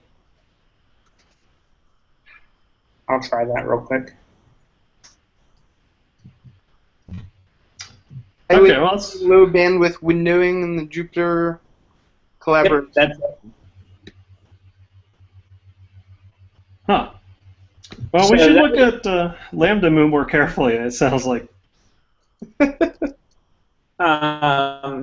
The Jupyter stuff was Pavel Curtis who did Lambda Mu, and then he went on to form, was it Place.com, which then got bought by Microsoft in the late 90s. It's been a while since I've thought about any of this, so. I didn't know Lambda Mu was so influential. Lambda Mu made a lot of people really bitter. Really? Because it's kind of like the Lisp machine in a sense, and Smalltalk. It's a third community of people who had something really great and were really awesome, and it's all gone for the most part. So it's like, may as well watch Firefly, or yeah. It's like all your hopes are dashed, as soon as you get excited about something. Yeah. So is Lambda Mu still live? Or? Huh? Is Lambda Mu still live? Yeah. Okay, And so it's not like totally not as gone. lively as it used to be. I haven't been on Lambda Mu itself. I used to know some of the people who were a part of Jay's House Mu, which was a different one from years and years ago. And it was more hacker-oriented, I guess, and it was a different type of community. Gotcha. Yeah. I guess a lot of these systems, in some sense, are still alive, but they're not growing. They don't have like the energy they used to, or the. Well, when a lot of people wonder like why is Slack so cool and interesting, it's immediately obvious to people who had Lambda Mu, except that it's not programmable like Lambda Mu was. But like where people collaborate on IRC, what we used to do on like Mu-like environments was way beyond that. Just in terms of pasting large, sharing large chunks of code, collaboratively editing code, files. You could write notes and keep them, and you have basically libraries of notes and all sorts of stuff. So you could use it for organizing information and things like that? Yeah, we used to use it for everything. Because an office I worked in 97, 98, two of us in there, even though our desks were like 20 feet apart, we basically, all of our collaboration was done over a Mu-like environment that we just ran an instance of for ourselves. So why don't we just build this thing I want in Lambda Mu? Would it work? I mean, could you have multiple REPLs for Scheme or Minicanron or something like that inside of Lambda Mu and have people sharing it? I guess, would you have like one REPL per room or something? No, you could do that sort of thing. You'd want a fancier UI and stuff, and then it all gets back to. There's lots of ways to do it. Yeah. My involvement with Lambda Mu was because I used to work on something that was like a descendant of it, and we used to ship some commercial games based on it in the late 90s and early 2000s. So. Were these like text adventures or something? Yeah, but we had like 6-figure licenses for them. So they were paying our bills. So it was text-based games that we licensed for a lot of money. Who'd you license them to? I think one company's gone. The other is pretty much gone. The first license was iEntertainment, and then to Skodos. I think Skodos is just on life support these days. Because then in around 2003, we switched over to a different sort of game, and then we got bought by Sony a couple years later. But no, when we were doing those text-based games, everything was online, everything was collaboratively programmed, everything was runtime modifiable. There were no server reboots, nothing. You're literally modifying the game world as people are playing it. Wow. But I guess earlier I brought up security and stuff like multi-user security and things like that, and I think Daniel mentioned, hostile stuff. You also just have to worry about accidental stuff. Yeah. When the entire environment's written in itself, even just an accidental change can blow away, say, the entire network stack. Yeah. So is it plausible to have, plausible to build a system where those kinds of problems can be kind of rolled back live very easily? Using modern stuff, yes. Using 1990s stuff, no one did that. So what do we have now that we didn't have then that would kind of be important for that? Well, like darks or Git or those sorts of things. That sort of theory and practice just didn't happen back then. And like Daniel said, RAM, I think we used to be running on a machine, 256 megs of memory was a lot. Some LambdaMoo used to have under 64 megs of memory, I think, when it was first out. Well, it obviously must have, since it was first out in 1989 and 1990. So, these are things we used to run on hardware that, our phones are far more powerful than they were. Yeah.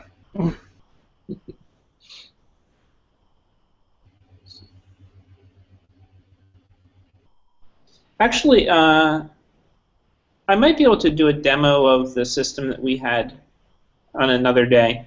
I had it running a couple months ago. I might be able to pull it up and show how the runtime programmable stuff happens. Just in terms of, you can log in. I might be able to do a screen share of that. This is super cool. I'd love to see that. This is a thing based on LambdaMoo? Yeah, it's similar to LambdaMoo. It's just since LambdaMoo kept everything in memory, the entire database. And the thing that we had was a disk-based one, which was pretty novel in 1993, I guess. So I might be able to just put together a plan for something to demo for that. Yeah, that'd be really interesting. So, because that's actually one of the reasons I ended up getting into Dylan, was that I wanted something to rebuild what we used to have. Because I had actually started building it in Steam once, and then I decided I wanted something different, and I ended up finding Dylan, and I got distracted by being commercially busy for 10 years. Yeah, it seems like a common tendency for a lot of people to want a tool like the kind of thing that we're talking about and end up reinventing languages, operating systems, or even hardware trying to get there. It just depends. I have no overriding commercial concerns now, so I bike shed the hell out of everything. So, if I spend a whole week shaving yaks, I really just don't care. I do it. So are you thinking, your Dylan system, are you thinking of something kind of like a Smalltalk but written in Dylan, or something more like LambdaMoo and Dylan, or? No, I'm thinking, I wasn't kidding when I said earlier, when you look at some of these things, if you just look at it as a VM with multiple processes, the last thing I was looking at that way would actually just be take FreeBSD, run it in a VM, and then write a whole lot of stuff that integrates really tightly with the FreeBSD kernel. So have you read? So instead of worrying about my own networking and other stuff, I would just drop it all in KQ. So is that kind of CoreOS like, or Maybe. there are even more tightly integrated ones with basically OCaml people do this, where they build basically have their application build against a microkernel.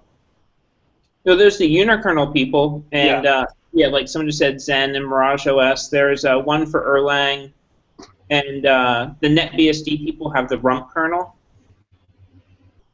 And the Rust people are talking to the rump kernel people these days. So yeah, I got some dings earlier, and that was from one of the rump kernel people asking me to review some of his patches for LLDB. So, because he wants to get LLDB up and running against NetBSD first, and then the rump kernel later. So, Well, Michael there's and lots I. of stuff going on.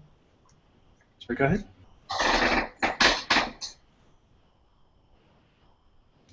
I was saying there's lots of stuff going on, that can be useful in these systems. It's just a matter of finding the time and the inclination of the people to pull it all together and not come out with the standard Lisp mentality of everybody just does something on their own and nothing ever gets done. So.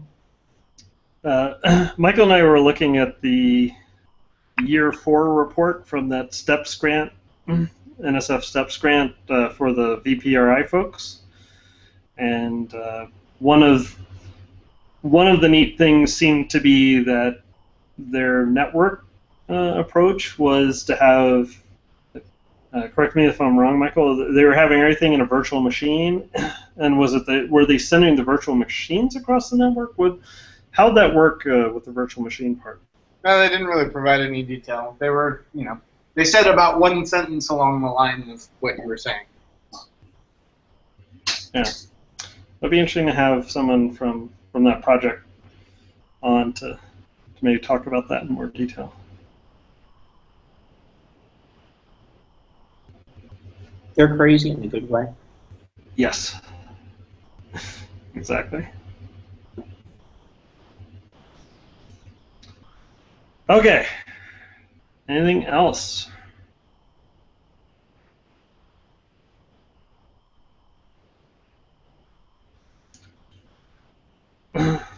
Michael, did you want to try hacking on anything, or do we need to think a little more based on what we've heard from folks? If you want to get in touch with me about the command stuff, I can do that maybe this weekend or early next week. Yeah, I would be really interested in the command stuff.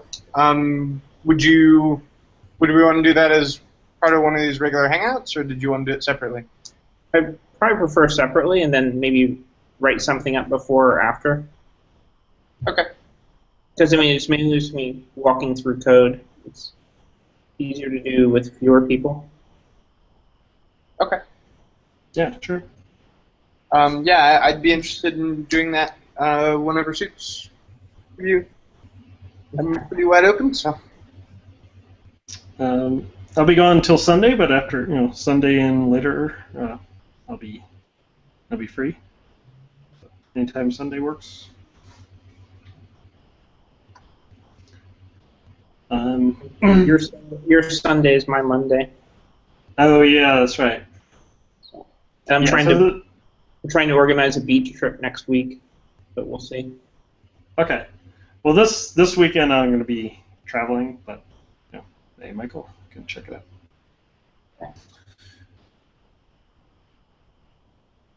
Let's see. Anything else? So, Michael, do you want to play with TMUX stuff, or did you want to just take that offline, or what? Yeah, we could call kind of the official end of the non-hacking part of the hangout, and I could play around with trying to do the tty.js stuff, Okay, sure. Make anything happen with that, just for fun. All right, sounds good. All So right. if you look at TY.js, you might also look at Black Screen, which is an Electron-based app that does terminal stuff. Electron? Okay. Black Screen. Black Screen, sorry. Okay. Yeah. What is Electron? Basically like embedded Chrome. So instead of your terminal app just being a couple megs, it gets to be 30 plus because Okay. it's got its own private copy of Chrome. Interesting. And what are the what are the advantages that you have more control? Can it talk to the local file system or things like that? Yeah, Ah, cool. and they just give you more context in the chat. Okay. Electron has embedded Chromium V8 for building desktop web apps. Well, Michael, that's one of the things you talked about, right? It was wanting to be able to talk to the local file system or things like that potentially. It's also what Visual Studio Code is written in. Yeah, so I thought about doing something like Electron, less for kind of the online collaboration stuff for the Hangouts, because I think for the Hangouts, it's kind of nice to have something that just kind of loads in your web browser so that anyone can just kind of hit the URL and join the Hangout without having to do any setup. So that's a plus for that. For something more like the kind of personal wiki information management stuff that we've talked about, well, I think Electron would be a really good way of building something like that.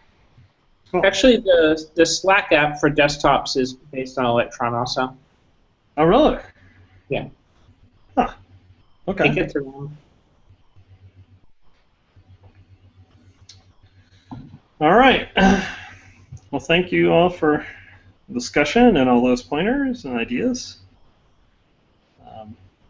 Guess I'm going to stop the broadcast, and Michael and I are, I guess, going to hack around a little bit. If anyone wants to stay and join us, that's cool. If not, hope to see you all next week. And, Have a good week. Yeah, have a good week, everyone. And hope to see you all soon. All right, stop and broadcast.